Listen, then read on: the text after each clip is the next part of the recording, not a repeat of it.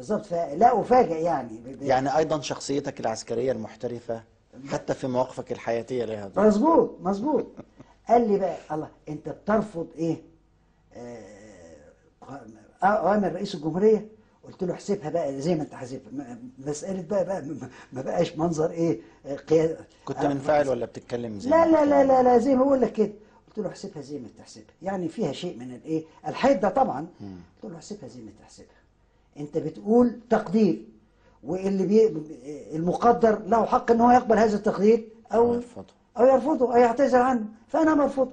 وبقول اذا كان هذا التقدير مغلف في عتاب، فبقول لا، ما يصحش ان ده يكون في السر، لازم يكون في العلن. ورحت مطلع ورقه، وبعدين وادي هذه استقالتي. بقدم استقالتي من القوات. يعني هو ما قالكش الرئيس اقالك وانما قال لك لا. انت انتقلت من وزاره الدفاع الى وزاره الخارجيه. بيقول لك تقدير. تقدير. بيقول لك تقدير من رئيس الجمهوريه كده. بس ده يعتبر تقدير سعاده الفريق. ما هو في بعض الاوقات يروح السفير بقى، هاجي لك بعد كده. طيب قال لك ماشي. يعني كما قيل قبل كده، قال لك ده اي رئيس وزاره اقول له تروح سفير في لندن يفرح. نعم. ايه اللي يخليك انك انت ترفض هذا؟ طب هل بلغك بالمنصب مباشره ولا قال لك بس لا الانتقال لا الى لا، وزاره الخارجيه؟ هو كده، هو كده. يعني ما اذكرش ذكر موضوع لندن. هو قال سفير بالدرجه الممتازه.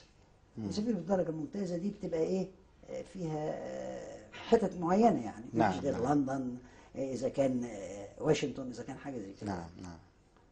بس ورحت مطلع الايه ورقه، ورحت كاتب الايه استقالتك. الاستقاله كذا كذا كذا. سببت الاستقاله ولا مجرد استقاله بسيطه؟ لا، استقالة بأن إيه إيماء إلى ما ذكرت سيدتكم بأن رئيس الجمهورية أمر بكذا كذا، فأنا أعتذر عن قبول هذا المنصب وأقدم استقالتي من القوات المسلحة. قلت ماضي، واخد بعضهم إيه ومروح على إيه على البيت. وانت نازل من عنده وحضرتك نازل من عنده، ايه اللي كان بيجوش في نفسك؟ بقيت أقول اللهم لك الحمد والشكر إن ربنا اختار لي حاجة موقف، لأن الموقف كئيب. الموقف اللي احنا موجودين فيه كئيب من وجهة النظر العسكرية ومن وجهة النظر السياسية، وزي ما قلت لك إن الطرف الآخر بيملي علينا شروطه. وأنا عايز أخلص من هذا، فربنا بيخلصني منه بطريقة كريمة. لكن لم تفكر أنت في الاستقالة رغم كآبة الموقف طوال الفترة الماضية؟ لا، كنت لماذا؟ بقول بقائي هو حجر يعني ونقطة معارضة تمنعهم من الانحدار إلى ما هو أكثر من ذلك. وفعلا كان بقائك كده؟ إنقاذ الفرقة الرابعة المدرعة، الإعلام اللي هو طلع في الأهرام، واعتذار الأهرام تاني يوم، والاتصال بتاعي بإيه بحاتم. حاتم لغاية دلوقتي في هذا الموقف ما كانش يعرف غير حكاية إيه 7 دبابات. فأنا شرحت له الإيه الموقف. فأنا يعني زي ما تقول إيه عقلة في زورهم بقى دلوقتي، فيعني ما بمكنهمش من الانزلاق إلى ما هو أكثر من ذلك. فلما جت كده قلت اللهم لك الحمد والشكر، ورجعت البيت. طب ليه الرئيس السادات ذكر إنه بلغك بالإقالة يوم ليلة 19-20 أكتوبر؟ الآن الحقيقة أن يوم 13 كما تذكر الآن ديسمبر. ما هو السادات مش كل اللي بيقوله صحيح. طيب. مرة أخرى ده الكتاب بتاعه بتاع البحث عن الذات مليء بالمتناقضات يعني. نعم. المهم مش ده الموضوع بتاعنا. قعدت في البيت، بعد ساعة ضرب التليفون، وكان المتكلم هو اللي هو حسني مبارك قائد القوات الجوية. نعم. قال لي سيادة الفريق أنا عايز أفوت أشرب عندك فنجان قهوة. قلت له أهلا وسهلا، بس يعني ما تخليها لبكرة وبتاع، ما أنا مش عايز أقول له إن أنا إيه نعم. قدمت استقالة، يعني مش عارف إذا كان عارف ولا لا. قاعد يلح إن هو عايز يجي ضروري دلوقتي. قلت له اسمع بقى، أنا مانيش رئيس أركان حرب القوات المسلحة، لأن أنا قدمت الاستقالة بتاعتي من قيمة إيه ساعة إلى أحمد إسماعيل. قال لي ما أنا عارف، وعشان كده عايز أجي لك برسالة من الرئيس السادات. قلت له أهلا وسهلا، الموقف بيتغير. توقعت إيه بقى دلوقتي؟ توقعت واحد جاي برسالة من السادات، أشوف هيقول إيه. جه قال لي بقى إن إيه الرئيس طلبني وقال لي انا عارف ان سعد الشاذلي واحمد اسماعيل مختلفين مع بعض ويمكن ما قدرش يوصل الموقف كويس، فانا عارف ان علاقتك مع سعد الشاذلي كويسه، فتروح وتبلغه ان الرئيس زعلان ازاي ان هو يقول ان هو يقول انك انت تروح سفير بالدرجه الممتازه، وهتروح بكل الدرجات بتاعتك، يعني مش سفير بمهية سفير، بمهية وزير، لان انا درجتي وزير كرئيس اركان. كرئيس اركان، بكل المميزات الخاصه والماليه بتاعتك والكلام ده كله. قلت له المساله مش مساله فلوس. طب انا عايز اسال سعادتك قبل دي، يعني ليه اختار اللواء حسني مبارك دونا عن شخصيات اخرى كثيره كانت موجوده؟ الله اعلم. هل فعلا علاقتك بيه كانت مميزه عن الاخرين؟ ما اقدرش اقول مميزه وما اقدرش اقول وحشه، انا علاقتي كانت كويسه مع الكل. نعم. علاقتي كويسه كل، يعني لم يكن هناك اي خلاف بيني وبين الرؤساء، رؤساء الافرع الرئيسيه اللي انا بتعامل معهم اطلاقا، كلهم علاقتي بهم كويسه يعني. انما ليه اختار هو حسني مبارك؟ قد يكون هو شعر بان العلاقه بيني وبينه افضل من العلاقه. يجوز. نعم.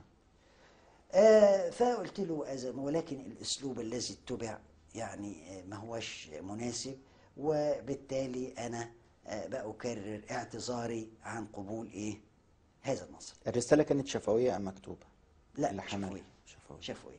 فقعد برضه معايا اكثر من ساعه يحاول ان يثنيني وبرساله من السادات، وبعدين اعتذر. طيب تاني يوم بقى الصبح كانوا مؤخرين الجرائد عشان تطلع على تغيير القيادات ومش عارف ايه والكلام ده كله. كان تغيير شامل ولا فقط منصب رئيس الاركان؟ لا، تغيير شبه شامل. لان اتشال رئيس الاركان وقائد الجيش الثاني وقائد الجيش الثالث، يعني الناس بقى اللي هم بتوع الحرب بقى، اللي هم اكثر ناس الماما بتفاصيل الحرب، بيجنبوا. بس هم برضو نقلوا الى محافظين، الى يعني وضعوا في مناصب اخرى يعني. مظبوط. طب انا المفروض ان انا رايح سفير، واحسن من من منصب محافظ، من محافظ. خدت بالك؟ ولكن في واحد قبل، واحد ما قبلش، يعني رفضت، مش عايز. المهم، واطلعت التعيينات والجمصي رئيس الاركان والقيادات اتغيرت، ودون ذكر سعد الشاذلي فين مات، راح، أقيل ما أقيل، أبدا مفيش حاجة، استقام، ما فيش حاجة، مفيش حاجة خالص. استمر الوضع بهذا. احنا قلنا بقينا 13 احنا الآن ديسمبر. 13 ديسمبر 13 ديسمبر، وأنا قاعد في البيت بقى وبتاع، وبعدين اتصلت بيا رئيس الجمهورية وقالوا لي الرئيس عايزك. ده كان بقى طلعت الجرائد بعد كام يوم ان الفريق سعد الشاذلي اتعين سفير بالدرجه الممتازه في لندن.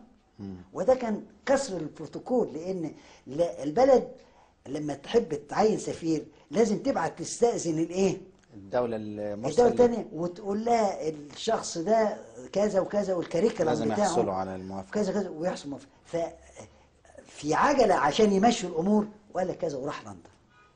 وأنا وانت هذا الخبر قرأته من الصحف؟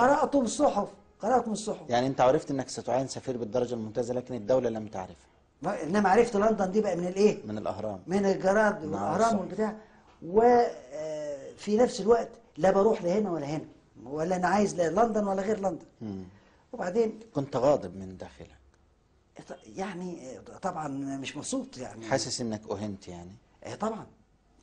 وبعدين حاسس مش حكايه اهنت، المخطئين عايزين يركبوا الخطأ على على الغير مخطئين، ما هم مأساة. يعني المخطئ هم حاسين بالغلط بتاعهم وعايزين يكلفتوا الموضوع. أنا فهمت من كلام سعادتك إن كأن قادة الجيوش اللي برضو تم إقالتهم من الجيش في نفس قرار إقالتك، ربما كانوا متوافقين معك في كثير من آرائك على أرض المعركة. طبعا أي واحد عسكري محترف ملوش رغبة في إنه هو يجامل الرجل السياسي في الحق أو في مصلحة البلاد، لازم يكون معايا. ما فيش. ماذا حدث حينما بلغك استدعائك من رئاسة الجمهورية؟ طيب، ورئاسة الجمهورية فين؟ قالوا في أسوان.